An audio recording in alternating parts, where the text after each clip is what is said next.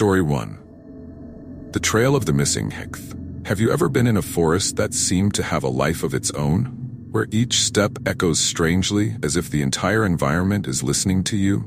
That's the kind of place that Lucas, Clara, Ethan, and Rachel decided to explore that weekend. The old forest had been abandoned by hikers for years, and few dared to venture there after reports of mysterious disappearances. But they were young, fearless, and looking for an adventure to add some adrenaline to their otherwise monotonous lives. "Relax, we're just going up to Raven's Lookout and back before dark," promised Lucas, the most adventurous of the group, as he adjusted his backpack. Clara, who was always the voice of reason, glanced at the rusty sign at the trailhead, where faded letters warned, "Restricted area. No entry." "Lucas, I'm not sure this is a good idea. You know, people say this forest is different. I don't think we should mess with it," Clara whispered, casting a worried look at the others. Ethan, always trying to appear brave, shrugged. "Oh, come on, Clara. We'll go, take some cool pictures, tell our friends, and that's it. Besides, who believes in legends nowadays?" Rachel, who had been quiet, just adjusted her camera. "I just want to get some shots of the trail. I've never gotten good pictures of forests like this, and maybe I'll find something interesting." And so, the group moved forward, ignoring the warning on the sign. The trail was narrow, with ancient trees that seemed to reach the sky, blocking almost all sunlight. The shadows from the canopy cast strange shapes on the ground, and the air was thick, heavy, as if each of their breaths was absorbed by the trees around them. As they went deeper, their lively conversations gradually became more sparse. The whispers of the wind through the trees seemed louder, and the sound of leaves crunching underfoot made them look back repeatedly. But each time they turned, they only saw the empty trail covered with dry leaves. "Did you guys notice how quiet it is here?" Rachel asked, breaking the concentration of the others. They paused for a moment, and that's when they noticed. There were no birds singing, no insect sounds, just the rustling of leaves that seemed to come from every direction. "It's probably just our imagination," Ethan said, trying to shake off the shiver running down his spine. But he couldn't ignore the unsettling feeling that something was watching them from the trees. When they finally reached what they believed to be the halfway point, Lucas stopped to check the map he had printed from an old website. "We should be close to the lookout. Just a few more minutes, guys." But Clara was uneasy. Something was wrong. She turned to look back down the trail and realized it no longer looked the same. The trees formed an almost uniform wall of thick trunks, as if the path behind them had vanished. "Guys, I think we should turn back," Clara suggested, her voice trembling, while Ethan made jokes about her being scared. But when she looked at her friends' faces, she saw that she wasn't the only one feeling like something was off.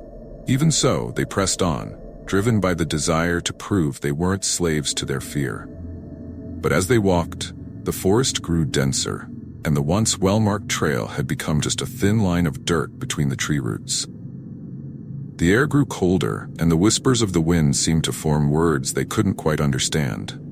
That's when they rounded a bend and found the cabin. It wasn't on the map, and none of them had heard of any structure out there. The cabin was small, made of dark wood and covered in moss, with a partially open door that creaked slowly, like a lament. "This wasn't here before, was it?" Ethan asked, unable to hide the nervousness in his voice. "I don't remember anything about a cabin." Lucas, however, was already at the door, pushing it open cautiously. "Let's check it out. Maybe there's something interesting for the video." Rachel recorded everything with her camera, but there was a hesitation in her movements, as if, with each step, a part of her wanted to drop everything and run. "Lucas, I don't think this is a good idea." "Just a second, I promise," he replied, stepping inside. The smell inside was unbearable, a mix of rotting wood and something sweeter, nauseating. There was a table in the center of the room, covered in old papers and a lantern that no longer worked. Strange, almost childlike drawings covered the walls, depicting human figures surrounded by trees with twisted shapes. Clara looked at the papers and realized they were pages from a journal. Lucas picked them up, starting to read aloud. June 16th. "They call to me. Always from between the trees. I don't know if they are people or shadows, but I feel them watching me. June 21st. The forest changes. I walk, but I never return to the same place. The cabin is the only thing that remains. It's my refuge, but it's also my prison. June 29th. If anyone finds this, don't listen to the whispers. They don't want you to leave. The last line made everyone's blood run cold. Lucas dropped the paper, and at that moment, a low, continuous sound, almost like a muffled laugh, echoed through the cabin. They turned toward the door and saw a shadow quickly pass between the trees. "That's it. Let's get out of here now," Clara said, pulling Lucas by the arm. But when they stepped out of the cabin, they realized the trail had completely disappeared. All around them was only dense forest, where every tree seemed identical. "What's happening? We came this way, I'm sure of it," Ethan shouted, pacing back and forth, searching for any sign of the path. But it was as if the forest was moving, the trees forming a maze around them. Rachel pointed her camera in one direction and then froze, her face pale. "Are you guys seeing this?" Among the trees stood humanoid figures, tall, thin shadows with eyes that reflected the little light that remained. They didn't move, they just watched, as if waiting for the intruder's next move. "Don't look at them, just walk," Clara murmured, trying to stay calm. They began walking, keeping their eyes on the ground, but the whispers grew louder.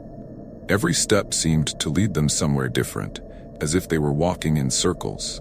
The forest seemed to close in around them, and the feeling of being watched grew stronger with every moment. That's when Ethan stumbled over something. A pile of clothes, covered in leaves and dirt, as if someone had left them there long ago. Next to them lay an old necklace with a name engraved, Anna. Anna. She was one of the missing, Rachel said, taking a step back. But before they could discuss what it meant, the whispers turned into screams, and the figures among the trees began to move, slowly advancing, each step echoing among the trunks. The group started to run, but the forest seemed to toy with them. Every direction they took led them back to the cabin, which now had its windows illuminated by a dim, pulsing light. There was no way out, only the certainty that they were being drawn to a place where no one would ever find them. When they reached the cabin, out of breath and desperate, the door slammed shut behind them, locking them inside. The light inside the small room blinded them for a moment, and when they regained their sight, they realized they were not alone. Shadows surrounded them, their faceless heads watching silently, as if waiting for a final moment. Lucas held the broken lantern they found, trying to use it as a weapon, but he knew it was useless. "Please, just let us go," he begged, but the figures only moved closer, slowly filling the space with the sound of shuffling steps. Rachel tried to use the camera to record, but the screen showed only static, and a high-pitched noise filled the air. She then realized that this trail wasn't meant to be uncovered, and they had been lured by something that always waited for those foolish enough to ignore the warnings. The last thing Clara heard before the lights went out was the sound of laughter, low and distant, as if the forest was enjoying their fear. And then, darkness enveloped them, and their screams vanished among the ancient trees, which now returned to their silence, as if nothing had ever happened. The next morning, only the cabin remained, untouched, and the rumors of new disappearances in the old forest continued, but no one dared to go inside looking for answers, and those who passed by the trailhead could still see the rusty sign that seemed to smile with its faded words, "Restricted area, no entry." Story 2. The Bottomless Lake. There are places in nature that seem outside of time, where the silence isn't just the absence of sound, but an echo of something deeper and unknown.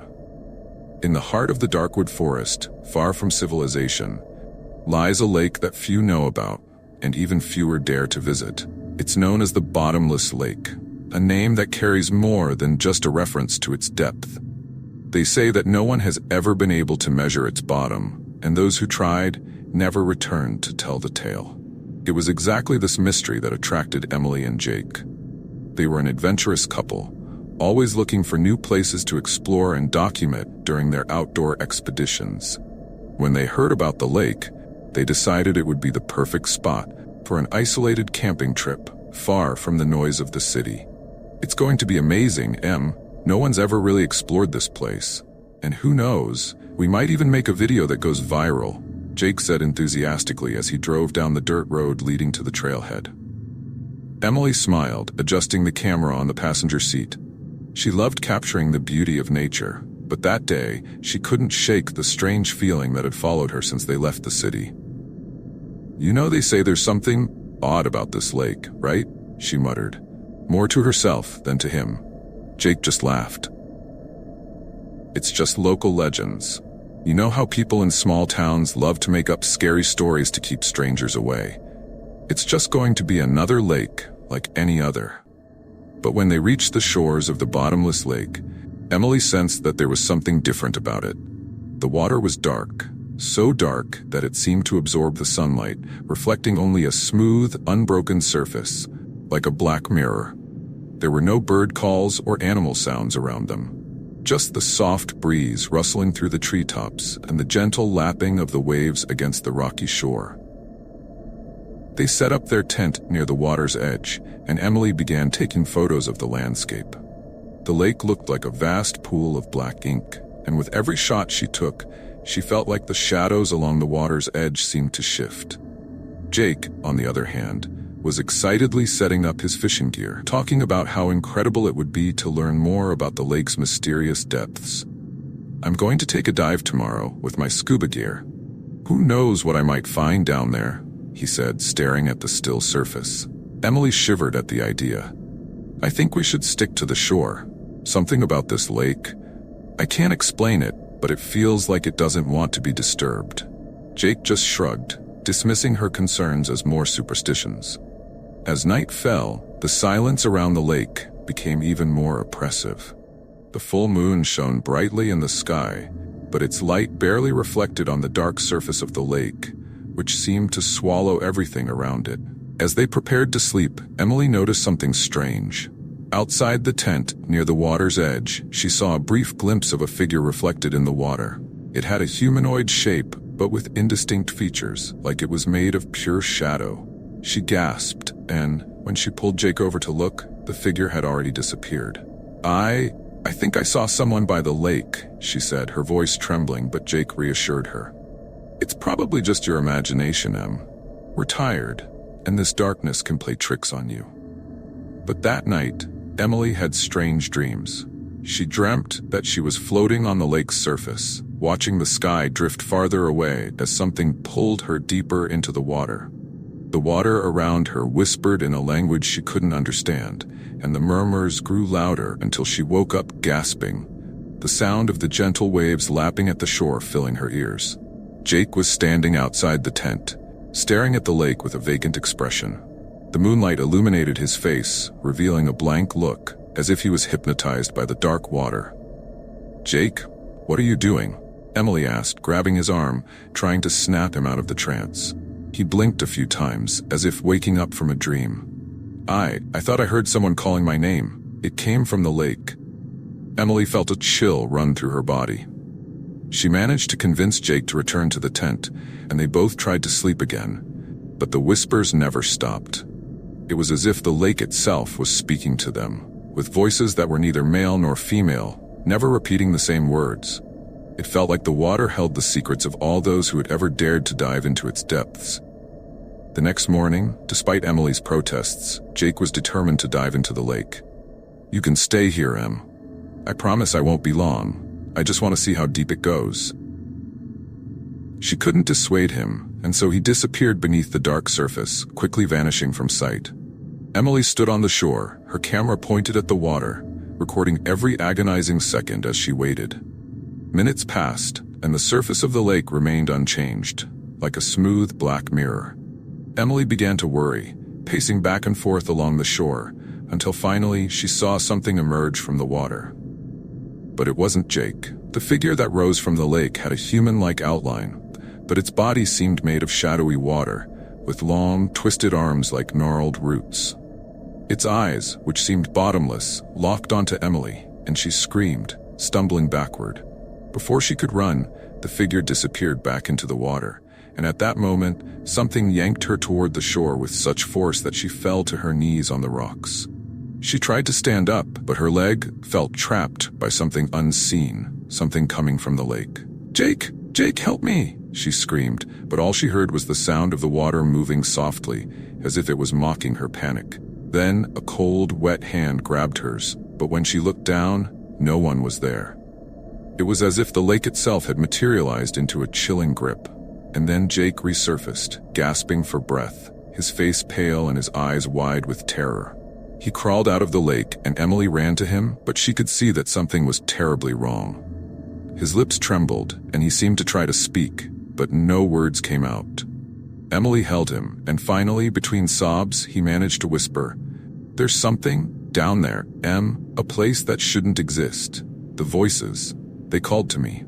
Jake collapsed in her arms, and Emily managed to drag him back to the tent. For hours afterward, he burned with fever, rambling about shadows that danced beneath the water and faces that watched him from the lake bed. Emily stayed awake through the night, listening to the whispers that drifted from the surface, like an ancient, distorted melody that grew louder and louder. At dawn, she decided they needed to leave immediately.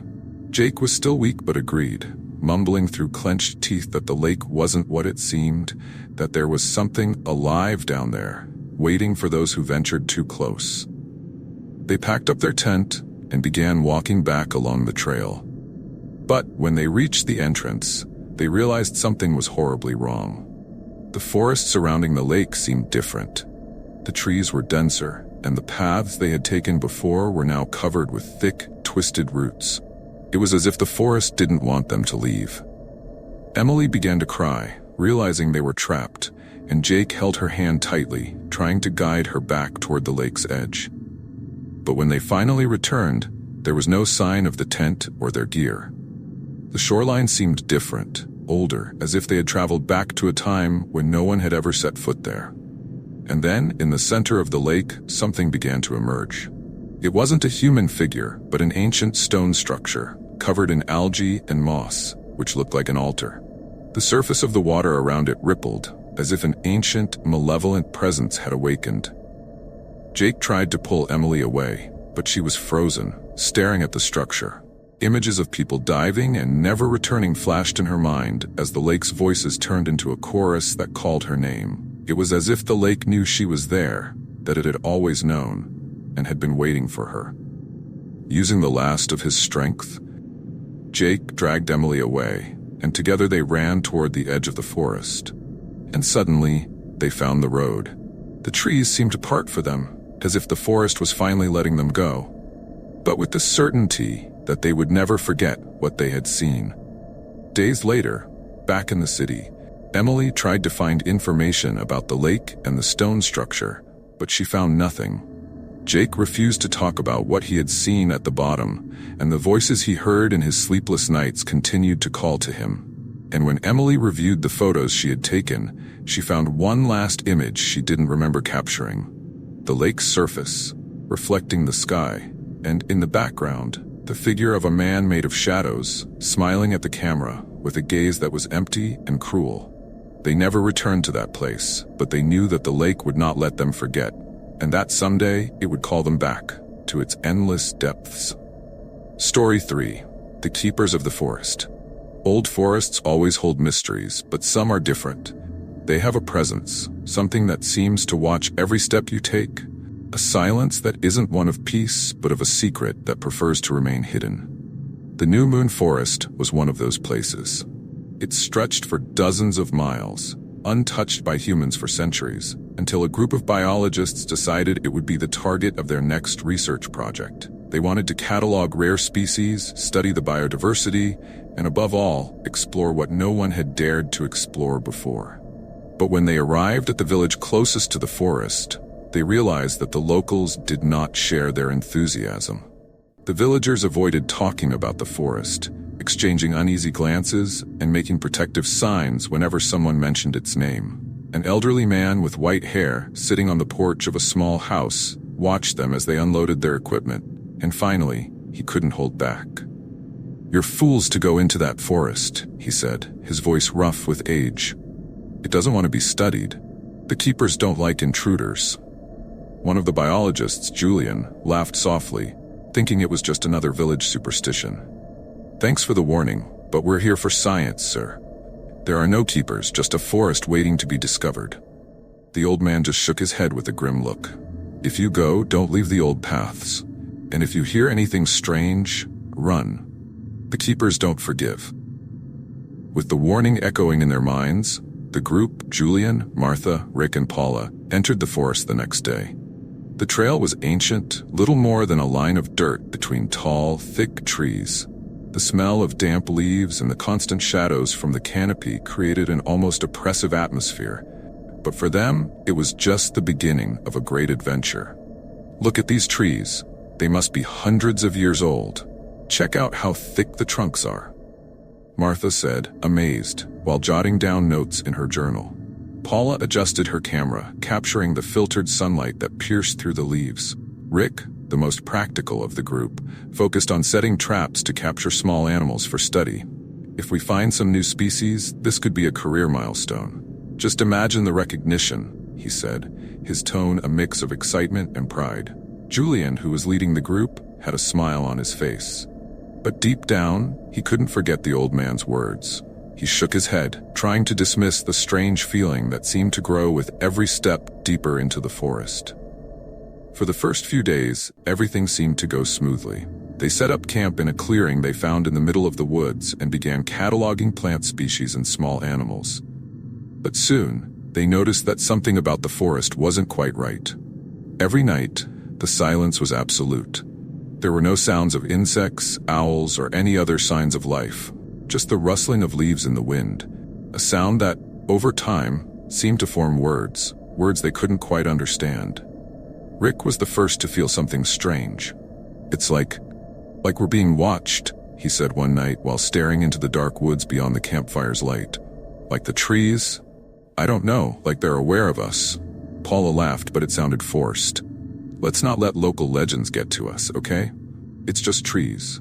And besides, if there's any keeper out here, they must love science," she joked, trying to lighten the mood.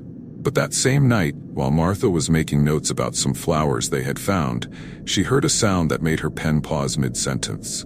It was a low noise, somewhere between a whisper and a chant, coming from all directions at once. "Did you guys hear that?" she asked, standing up suddenly. Julian looked around, straining to hear.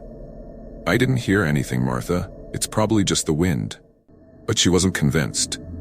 That wasn't the wind. It sounded like voices. The next morning, the forest felt different.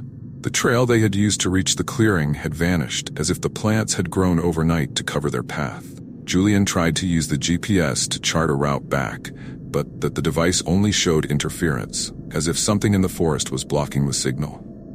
"Calm down, everyone. We just need to retrace our steps, right?" Rick said, trying to keep his composure, but the desperation in his voice was hard to miss. And so they began walking, trying to find the trail that would lead them back to civilization. But the more they walked, the more the forest seemed to close in around them. The trees grew closer together, their roots forming natural barriers that made each step harder. And always, there was the feeling that something was watching them, moving just out of sight among the shadows. "This doesn't make sense. We didn't walk that far into the forest," Paula muttered, looking around with wide eyes. And that's when they saw it. Symbols carved into the trunks of the trees. Strange markings that seemed to form faces twisted in expressions of agony and rage. "What is this?" Martha asked, reaching out to touch one of the symbols. The bark was rough, but as her fingers traced the grooves, a chill ran through her, like she'd touched something ice-cold. Julian, standing beside her, quickly pulled her hand away. "Don't touch that, Martha. We don't know what it is." But it was too late. That night, as they tried to rest, the whispers returned, louder this time, and the shadows around the campfire seemed to take on shapes that danced in the firelight. Martha woke up in the middle of the night, drenched in cold sweat, convinced that someone was standing beside her tent. She slowly unzipped the tent flap and peeked outside. In the dim light of the dying fire, she saw them. Tall, thin figures that seemed to be made of the very wood of the trees. Their eyes glowed faintly, without pupils, and their mouths were frozen in an eerie smile. When one of them turned toward her, Martha felt the air leave her lungs, as if her very fear was draining her ability to breathe. She screamed, and the others rushed out of their tents. The figures vanished into the darkness, but Martha was in a panic. They were here. They were right here. watching me." Julian grabbed her shoulders, trying to calm her down. "Martha, there's no one here. It must have been a dream, that's all." But even as he said it, he knew it wasn't true. Deep down, they all felt that something was there.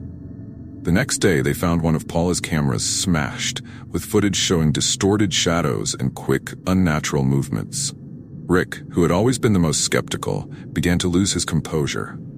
"We need to get out of here now. This isn't natural. This forest, it's alive." Julian agreed, and they began walking aimlessly, but the forest seemed to mock their efforts. Every direction they took led them back to places they'd already seen, and the clearing where they'd set up camp kept reappearing in front of them, as if it was the only exit the forest allowed.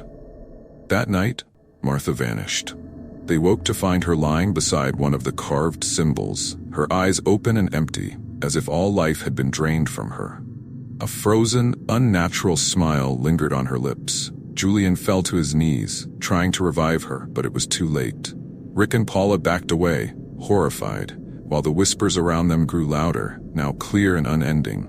"She is ours now," the voices said in a language they didn't recognize, but they understood perfectly. At that moment, they realized the forest wouldn't let them leave.